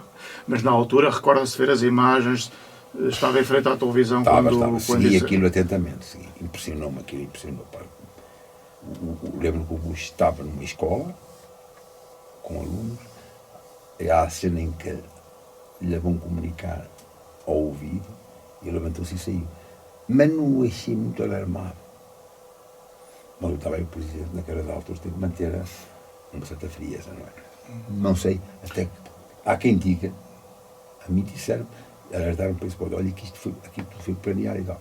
Bem, aquilo sabe, nisto tudo há sempre os que se aproveitam das situações. Porque, por exemplo, quando o Sá Carneiro caiu do avião, ou seja, morreu, houve quem botasse foguetes por fogo. Lembra-se também dessa comunicação ao país quando foi o acidente em que faleceu o Sá Carneiro? Foi o Ianes. Foi o Ianes. Era o Presidente da República. Foi o Ianes. Sim. Aquilo foi dramático. Foi dramático porque morreram logo 3 ou 4, não é? Não, e morresse um. Eu tinha muita admiração por Sá Carneiro, sabe? Achava, se bem que ele não fosse da ala liberal do Caetano, o melhor de todos. O melhor foi aquele que morreu na Guiné. Sabe? Aquele, não sei se sabe, um que foi lá, um deputado da ala liberal, mas que foi visitar a Guiné, enquanto a Guiné Bissau, a Guiné que era a colónia, né? E ele, lá num helicóptero, teve um acidente, caiu e morreu. E esse é que dizem que era o melhor de todo, e não o Sá Carneiro. Mas o Sá Carneiro foi sempre uma figura que me impressionou positivamente. Achei sempre uma figura culta, a ver, uma pessoa elevada, está bem que separou-se da mulher, mas isso, separou-se da mulher, mas isso é um amigo, não é? Pronto. Mas achei lamentável, por outro lado, eu que até sou habitualmente, posso dizer, declaração de interesse, eu habitualmente, a nível nacional, para o PS, a nível local é conforme, não é? E na altura também lamentei, porque eu nunca fui militante, mas há o voto, o sentido de voto é esse, anda por aí, a nível nacional. E então, o PS e o próprio Soares, sobretudo o Soares, teve o desplante, ainda o Sá Carneiro era vivo, e já e a haver eleições, ele disse, isto tem que ser bem aproveitado na campanha eleitoral, porque isto, a condenar o divórcio do homem, pá. O divórcio que não estava consumado. E ele não tem nada que se meter nisso. Pá. E isso eu não percebo isto. Isso foi uma coisa que apareceu nos jornais na altura, Não, foi não, falado. não. Apareceu nos jornais, sim. Não sei se na televisão, mas aquilo. E eles, basicamente, por outras palavras, ou estas ou outras, ele achava que se devia haver um aproveitamento político e fê-lo Eleitoral. junto de uma população que era católica e ele era de divórcio, não sei se já existiria. Porque a lei do divórcio foi. Quando? Depois 25 de Abril. Pronto. E talvez já existisse. Mas, portanto, achei que foi, da parte dele foi lamentável. Tal como foi lamentável, por exemplo, o PS não ter votado favoravelmente o Jornal de Saúde, etc. Sim, senhor. Aproximando-nos no fim, e agora com o período aqui, fazendo uma tentativa de síntese, e também do período, do momento atual, ao longo da sua vida toda, diria que houve algum meio de comunicação que mais o marcou, mais influente, mais importante para si, pensando lá está, jornais, revistas, rádio, televisão, internet. Bom, eu vou dizer, Algum internet, em particular, redes sociais não tenho nenhuma nem quero. Não quer dizer que não tenham as suas virtualidades, mas eu não me meto em Facebooks, nem nada, não nada contra. Aliás, digo aos meus alunos, dizia, e agora disse na apresentação deste meu último livro, que é meu e do Casimiro, sobre a PID, sobre os preços políticos, uma colher, fomos apresentar, por exemplo, para as escolas secundárias todas, para avivar, não é para avivar a memória, para que eles saibam, porque eles não têm memória, não viveram o tempo. Então, na altura, falou-se nas redes sociais e disse, vocês leiam as redes sociais à vontade. Eu por acaso, não leio nada aqui, nem escrevo, nem leio nada. Mas vocês podem não fazer, mas há uma coisa que vos aconselho. É preciso pensar, lá está. E acho que as escolas devem fazer esse trabalho. Não é proibi-las, porque proibir dentro da aula uma coisa e proibir-las continua. A questão é a educação para isso, para o uso. Não é? Eu associar a internet, eu uso a internet sobretudo por causa dos PDFs. Sabe? Os PDFs têm bons artigos da net. Bons artigos. Então, quais são os seus hábitos de informação diariamente agora? É o público, todos os dias. É o público. Continua a comprar impresso, em papel? Sim, eu sou um fã do papel, não é? Não deve acabar. Portanto, vai todos os dias a um quiosque ou uma papelaria comprar, de manhã é isso, é? E tomo um cafezinho só por dia e enquanto leio o jornal. Lê no café, habitualmente? Habitualmente. Uma parte. Sozinho? Tem pessoas com quem... Não, sozinho. A minha mulher também toma café, mas não é muito fã de ler jornais. Portanto, o jornal para si não quer dizer, se houver alguém que esteja ali e queira ler, eu empresto-me. Às vezes há coisas que eu quero trazer para tomar notas. Eu tenho caderninhos de notas às dezenas. Livros que leio, anotações deste livro, daquilo, está a perceber? E o jornal é a mesma coisa. Às vezes até há entrevistas, por exemplo, muito importantes e artigos. Ou recentemente um indivíduo da UNITA que veio cá a Portugal que disse, deixem-se de falar disto dos descobrimentos, porque não há descobrimentos nenhum. Que ele foi encontro de povos, que depois descambou a escravatura e tal. Foi esse encontro de povos, com um bom acolhimento da parte deles, quando lá chegaram o Pedro Alves Cabral, o Vasco da Gama, o Magalhães, foi ao serviço de Espanha e tal. Ele foi bem acolhido. E mesmo até o próprio Colombo, na América Latina, onde os espanhóis fizeram crimes, a torta direito, também foram bem acolhidos. Portanto, foi encontro de povos. E eu, curiosamente, quando ele disse isto, eu até escrevi assim, tenho lá a fotocópia dessa entrevista dele. Deixem-se das reparações. Nós não queremos reparações e muito menos em dinheiro, nós queremos é apenas isto. Que se reconheça que houve colonialismo e que houve escravatura. Não queremos reparações. E é preciso desmistificar essa coisa de que houve descobrimento. Vocês não descobriram nada. Que já existia antes. Muito bem, portanto... E levo o expresso, mas não o compro, porque é caro.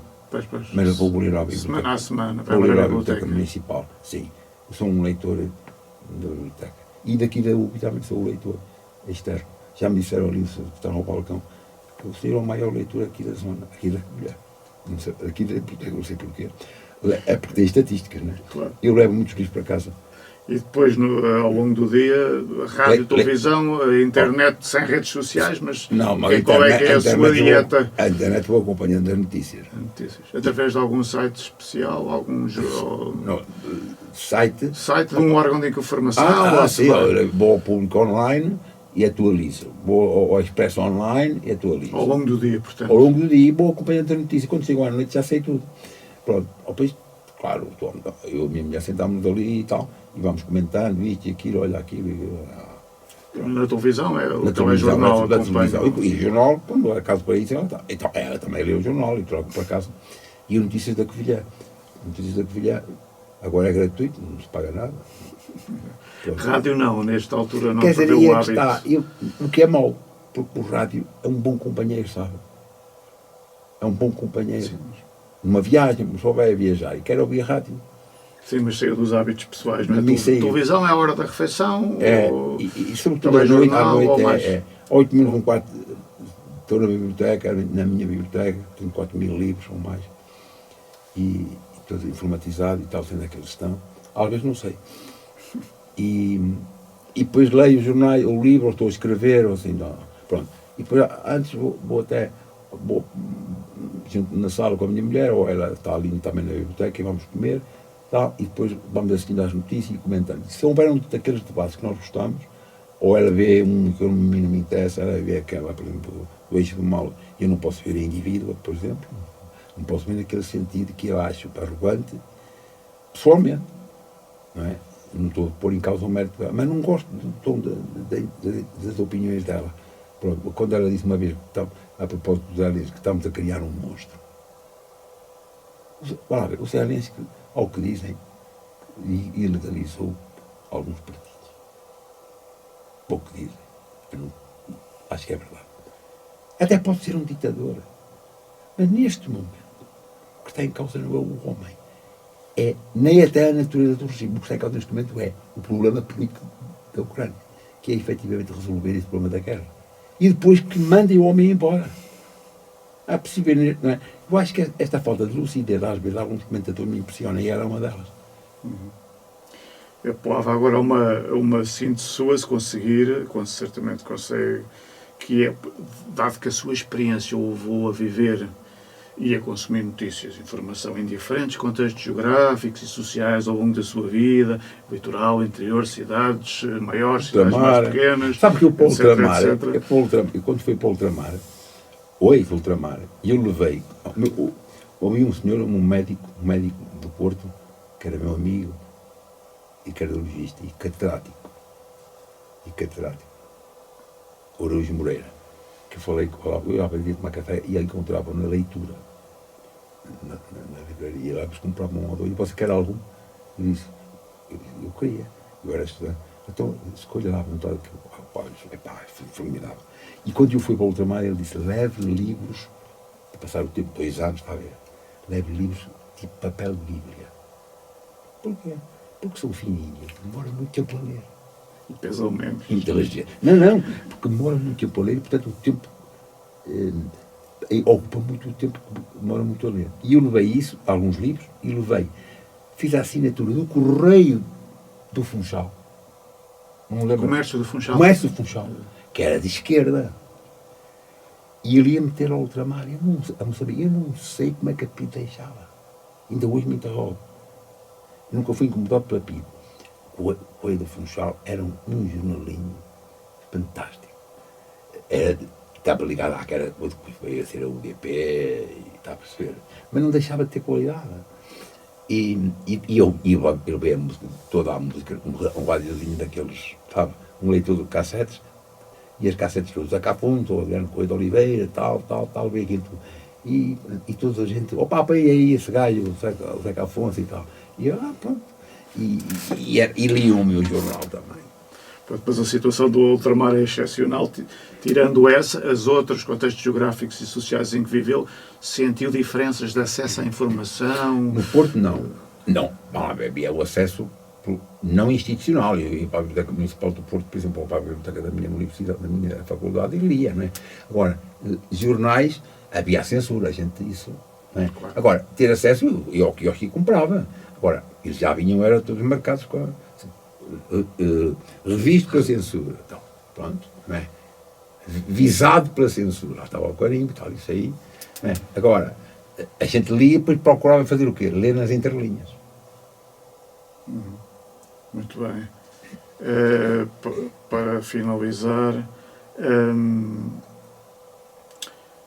já me disse que não usa redes sociais. E desinformação é um tema que lhe diga alguma coisa? Isso diz. Isso diz, é preciso muito cuidado. É preciso muito cuidado. Porque aí era bem sobretudo as redes sociais. O Correio da Manhã pode ser um jornal sensacionalista, mas muitas vezes acaba por se confirmar algumas coisas que eles dizem. Por exemplo, o Correio da Manhã dizia, há dias, na primeira página, título grande, principal, o grupo terrorista de nazis tentaram, preparavam um ataque ao Parlamento. Não sei se viu isso. Mas, e na letras, o público trazia não sei o quê, foram presos, detidos, algum deles era da PSP, agora são 3. Mas tudo no mesmo título. E preparavam um assalto ao Parlamento. Ora bem, é diferente do público, do Correio da Manhã. O Correio da Manhã ataca o Parlamento e tal. Uma diga. Não, até falava numa revolução. O título, acho que tinha a palavra revolução. Eu disse, mas que é isto? E afinal, pronto, não fizeram, mas terão preparado um ataque ao Parlamento. A desinformação tem várias nuances. Uma coisa é o sensacionalismo, o aproveitamento de títulos e tal. Agora, o problema é as redes sociais, né, criam situações que as pessoas, sem espírito crítico, sem alternativas de fontes, por exemplo, leio aquilo ali, sempre procurar ali, vou ler o Expresso ao Povo, não é a ver com a clave. E as coisas não são como está a perceber. E depois não leio as redes sociais, não é? Mas, por exemplo, nisto, um Soares vai aqui e eu vou, enquanto eu ali à espera de si, li aqui coisas. Aparecem, no fundo, são redes sociais, não é? Aparecem aqui coisas que eu não procuro, como o Facebook, não é? As tweetadas, isso das tweetadas é uma chatice, não é? O X, não é? Agora é o X, não é? E, de facto, agora, porque uma pessoa diz, isso será verdade, não será e tal. E por muitas coisas, não é? A desinformação é planeada, sabe? E procura condicionar as pessoas. Isso é grave. É um desafio das democracias, sabe? É um desafio das democracias. É isto. Quem melhor diz, manipula isto ou chega. Ao que dizem. E acha que isso afeta por igual todas as faixas etárias? Não, afeta mais umas que outras. As pessoas normalmente, com as redes sociais, quiseram duas coisas. Ter acesso à informação que gostam. Eu gosto de ouvir isto, é isto que eu quero. Se ele lá dizer porque é verdade, porque lhe interessa para o encontro da sua visão das coisas e tal, das suas revoltas, do seu ressentimento e tal. É isto que é preciso e tal.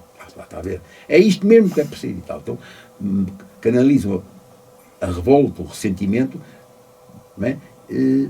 Para algo, para uma força política qualquer. Não é? É isso que ele diz. Não. Bom, ora bem, as pessoas que estão mais vacinadas, digamos assim, mais bem preparadas para desmontar isto, e há as que não estão. Isso tem mais a ver com a preparação, digamos, intelectual ou com a idade das pessoas? Intelectual, eu acho que é ali as camadas. O mais velhotes não sabe porquê. O mais velhotes, também haverá, eu não sou velhote, sou um idoso, não é? Mas haverá mesmo pessoas da minha idade até que são muito suscetíveis de. Davi, falei com um senhor, encontro bastas vezes, que foi funcionário da biblioteca. Eu não vou dizer nome porque não interessa. Somos amigos e tal. E ele sempre gostou da minha pessoa, comprou meus livros, professor, nunca mais um encontro para você me dar agora a assinatura para este seu livro agora dos Joais da PIB e tal. E cuidado. Pronto. E eu depois estamos a falar e tal. E ele, afinal, começou a ter um discurso e disse, bom, não me diga que você é do Chega. Disse, sou, e qual é o problema? Não é nenhum problema. Mas veja lá se é isso que você Eu não quero ser seu pai, nem sou seu pai, nem quero ser o conselheiro, mas penso bem. Então. Quer dizer, e é uma pessoa mais nova do que eu que ainda está a trabalhar. Portanto, isto afeta um pouco todos. Agora, penso é que se fosse feito um estudo nesse sentido, talvez os que têm mais memória do que foi o ano de 25 de Abril sejam menos propensos a serem influenciados por isto. Não sei. Isto é um ponto de vista que carece de estudos. Penso que isto existe. O jovem, bem, a canalhada, eu digo a canalhada porque já tenho 76 anos, mas os jovens, os adolescentes, querem sensações. Muito é por isto. É novidade. E depois, aos convictos. Não é? Estes gajos, por exemplo, neonazis e tal, serão a futura pira em Portugal. E eu tenho esse receio. E eles vão ser depois recrutados para a pira, para uma nova pira. Não tenho dúvida. Vamos ver. Bom, Só para esclarecer. Eu não quero ver. O Correio da Manhã também há na internet, ou vê, ou é nas bancas, ou também compra, ou Não. é na biblioteca. Eu não, o Correio da Manhã não. Veja, mas como referiu aqui o título, era para esclarecer. Está no escaparate da biblioteca e eu ver o título disto e tal.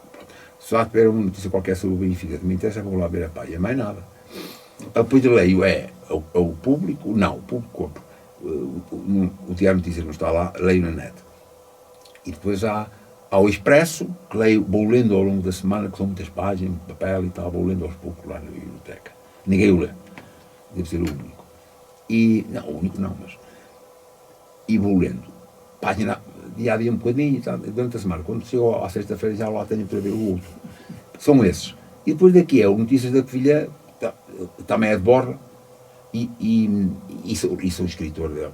Tenho uma coluna minha, uma página inteira. Portanto, agora gostava de perguntar-lhe se confia no jornalismo e nos jornalistas portugueses, se essa relação de confiança aumentou ou diminuiu ao longo do tempo.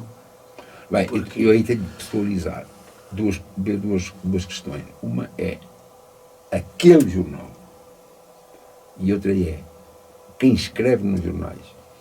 Bom, eu, por exemplo, eu tenho um homem de referência que já morreu, de referência, e ele era de uma opção política muito diferente da minha. Estava quase nos antípodas.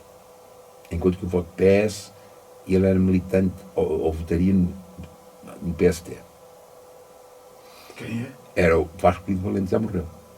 O homem tinha as suas crónicas no público. Não sei se chegou a ler algumas. Sim. Ele tinha categoria, diga lá, pela síntese. E ele dizia, numa colunazinha... Página 2, salvo erro, não era? Sim, numa colunazinha. E ele dizia tudo. Por exemplo, o Sousa Tavares usa uma página inteira do Expresso para não dizer nada. Não, dizer nada é uma forma de expressão, um bocadinho. Podia resumir muito mais. É uma página inteira. Ali, pá. Bom, a minha grande referência já morreu. Mas agora, há outros jornalistas do público, por exemplo, que para mim são referências, editorialistas como o Ponte e outros. Portanto, varia conforme o jornalista. Agora, é evidente que uma apreciação coletiva, a minha geral. sim, mas por exemplo, respondendo à sua questão, a minha, digamos, adesão, porque a aderência é de uma cola, e a adesão é aderir a qualquer coisa, não é? A minha admiração e a minha pontos de referenciais não diminuíram em relação ao público, nem ao Expresso, mas já em termos de nomes,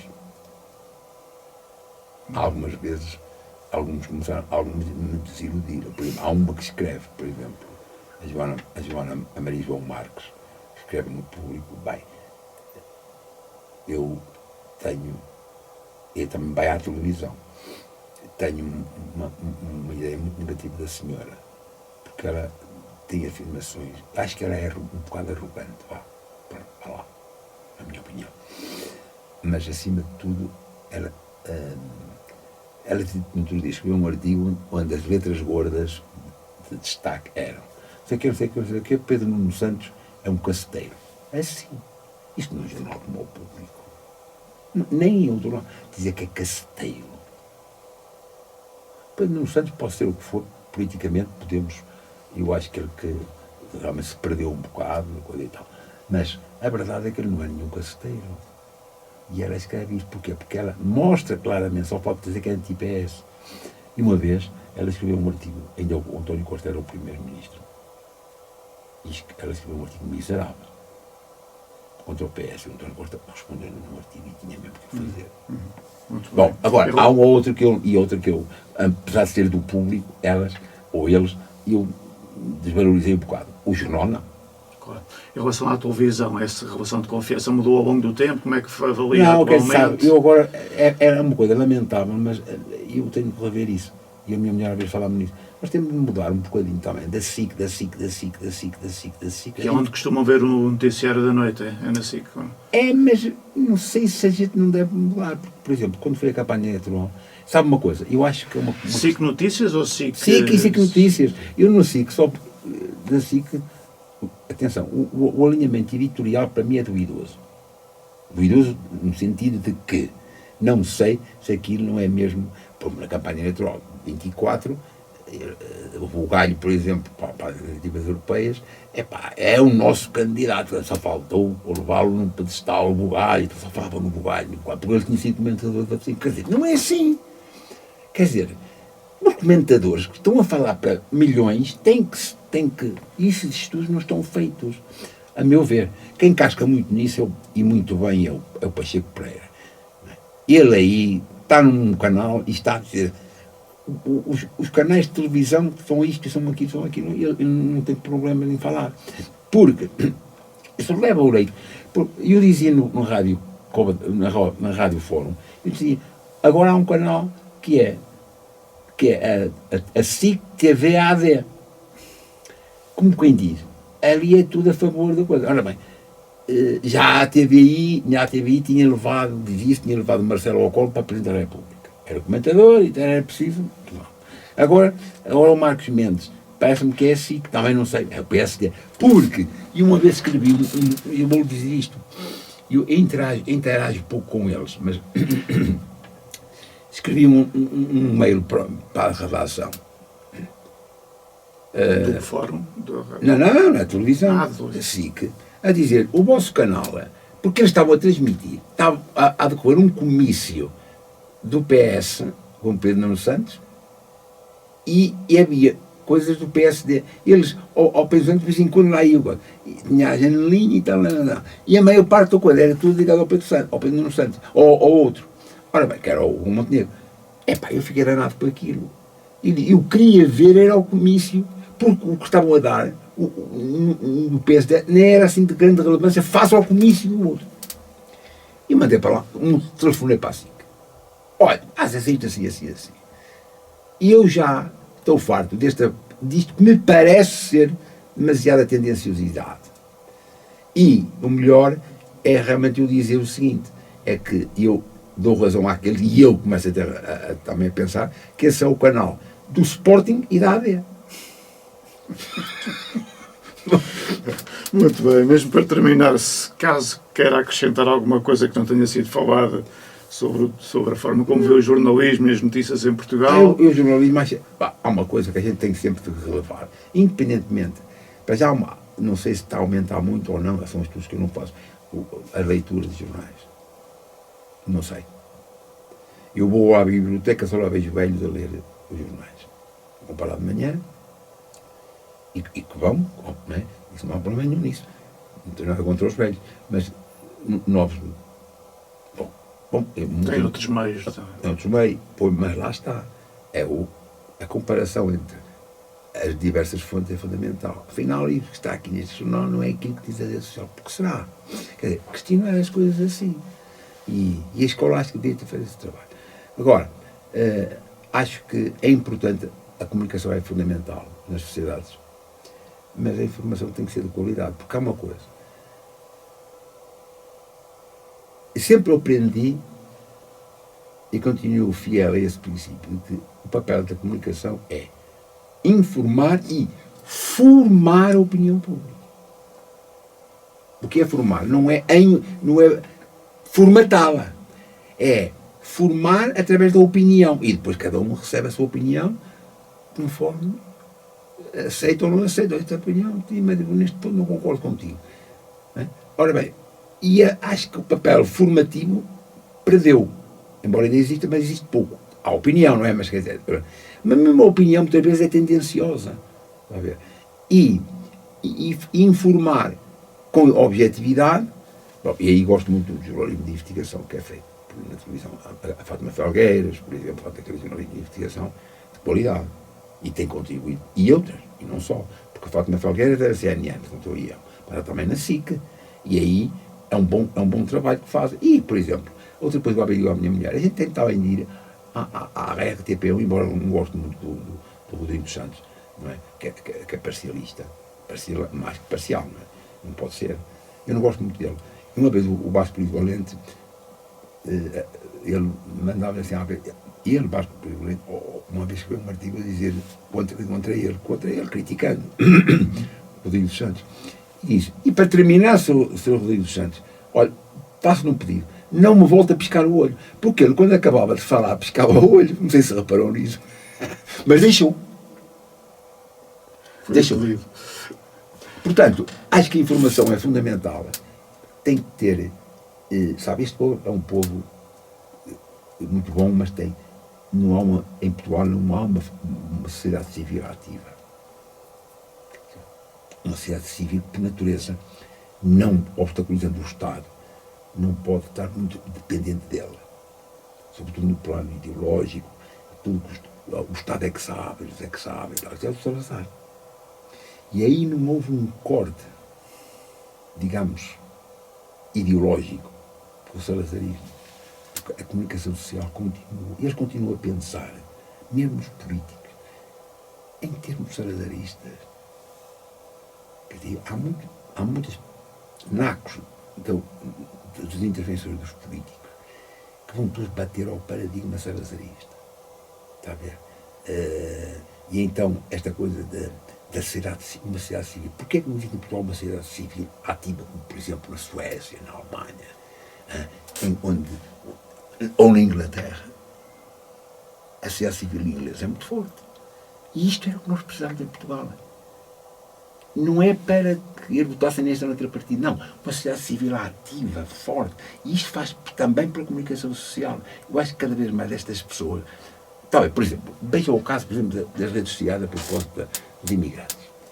A minha mulher, a vez, chega à casa e diz, olha, estou a tomar café e há uma gaja, ela diz-me a mim, não é? Que também lá, costuma lá estar. É um grupo e tal. Não sei o que, hoje começou-se a falar dos imigrantes, não sei o que, tal. E depois agora essa petalhada não quer trabalhar e não sei o que. E tu que disseste? Eu não disse nada, podias dizer assim, então ia abrancalhada. Abrancalhada. Dizia assim, olha, eles não querem trabalhar, há um prédio grande que está a ser feito ali na rua onde eu moro. Não sabe aquele prédio muito comprido, é um mastodonte, não é? Já está tudo comprado. Por milhares, centenas de milhares de euros. Bem, isso é como eles. E então, é tudo pretos, imigrantes. Preto é uma maneira de falar, não é? Porque eu vou dizer uma coisa, eu em África habituei-me a amar os pretos, sabe?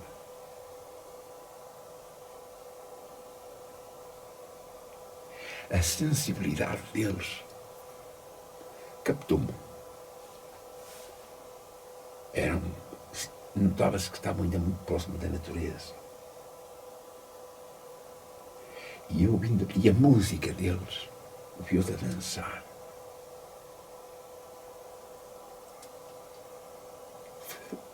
Essas memórias refletem-se depois, hoje em dia, nas notícias sobre a imigração e sobre o problema. Olha, podia-lhe ter dito assim, olha, vamos mandar-os todos embora, não é? Pois, ele vinha aqui à custa de nós. E então, dizia-lhe assim, então, nesse caso, quando eles forem embora, vai a senhora e os seus filhos trabalhar na construção civil. Cortar pedra, cal, tal. E a senhora vai para lá. mais ter filhos. E dizias isso. Porque às vezes a ironia pode contribuir para essas pessoas caírem na real. E depois também podia dizer, olha, o que eles, coitadinhos, recebem tudo da Segurança Social, não sei o que, dizer assim, olha, quanto é que recebeu, por exemplo, quanto dinheiro pôs que pôs a mão, por exemplo, aqueles gajos da corrupção, do dinheiro, somando um ou dois, é mais a vida inteira do RCI que recebem elas. Diz-lhe assim, sabes? Porque essa gente é estúpida. E é redes sociais. Foi um gosto conversar consigo. Muito obrigado.